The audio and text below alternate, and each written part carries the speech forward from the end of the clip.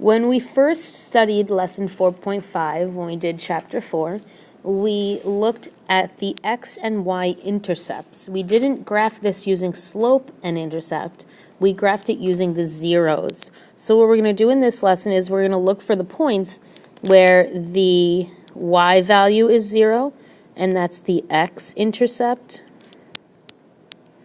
And then we're going to look for the points where the y value, where the x value is 0, and that's the y-intercept. So here's how we do that. I'm going to take my equation in number 1, and instead of x, I'm going to put the number 0. So what I would write is 2 times 0 minus y equals 8.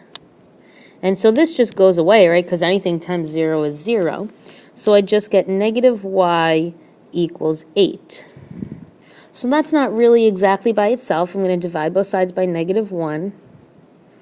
And so that means that the y value is 8. So that means that in the x value I have a 0, but in the y value I have an 8.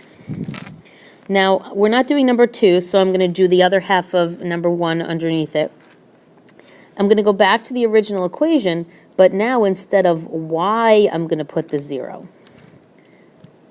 So I have 2x minus 0 equals 8. And so then obviously that just cancels out, so I just have 2x equals 8. And when I divide by 2, I get that the x value is 4. So the two intercepts are 0, 8 and 4, 0.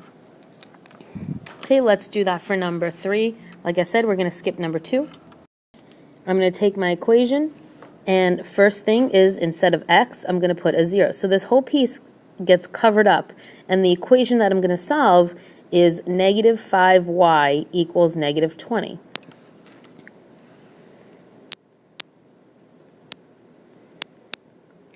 So what's the value of y that makes that true?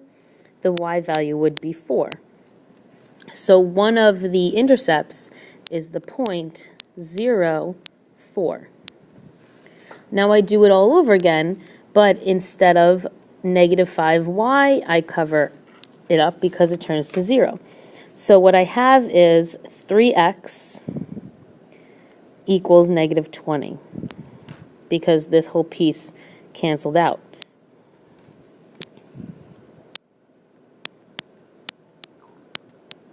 So you follow your steps, you divide by 3, you get a weird decimal.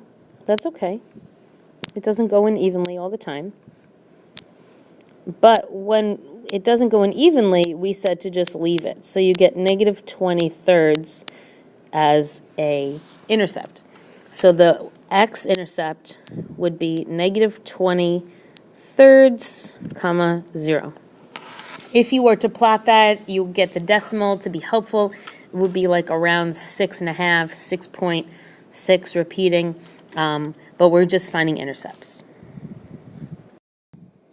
All right, now when we go down to 4 and 5, we not only have to find the intercepts, but then we also have to graph them.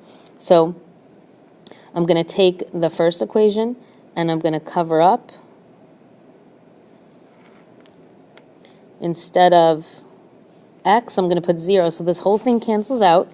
And so the equation that I have is negative 3y equals 12.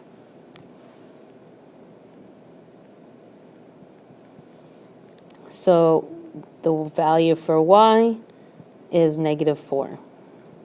So that means that on the y-axis, I'm going to put a dot at negative 4. So see, I put a dot right over here at negative 4. All right, so now let's do the other intercept. What I'm going to do is I'm going to go back to the original equation, and now instead of y, I'm going to put a 0. So this whole piece right here cancels out, and I just have 2x equals 12.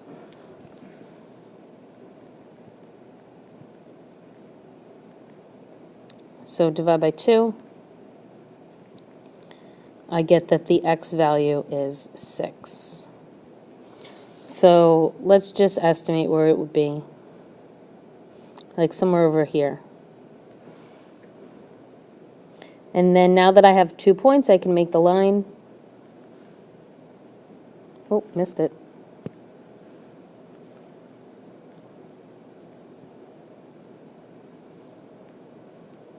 And that's what it would look like. And you should always write the equation on the line 2x minus 3y equals 12.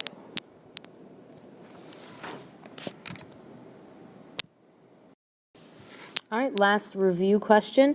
We're going to do the same thing. We're going to cover up. So instead of x, I would put 0, so this whole thing cancels out. And I just have 9y equals negative 27.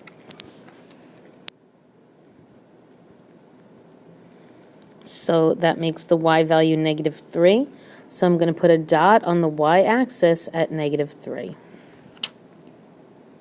Now I go back to the original equation. I just cover this part up, and I just have x equals negative 27.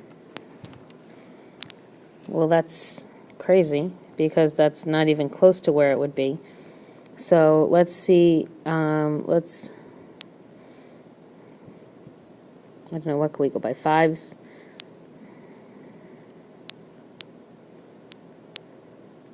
So 5, 10, 15, 20, 25. So somewhere over here.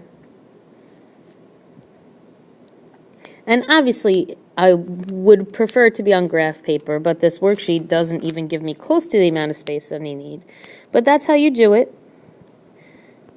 And now I want you to try some practice.